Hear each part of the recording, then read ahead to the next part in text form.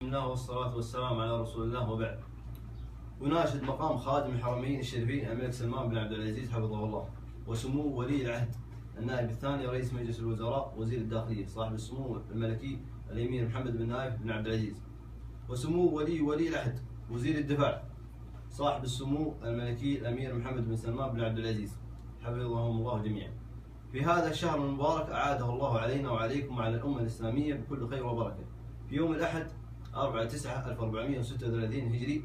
وناشد مقام والدي خادم الحرمين الشريفين الملك سلمان بن عبد العزيز حفظه الله بأنني أحد مواطني هذا الشعب السعودي الوفي، بأن لي معاملة مضى عليها أكثر من عام، حيث تعرضت لاختراق حسابي الخاص لدى مصرف الراجحي من قبل شخص لا يخاف الله ولا يتقيه، وأصبحت أنا الضحية دون أدنى ذنب أقترفه، مع العلم بأنني طرقت جميع الأبواب النظامية ولم أجد أي جدوى.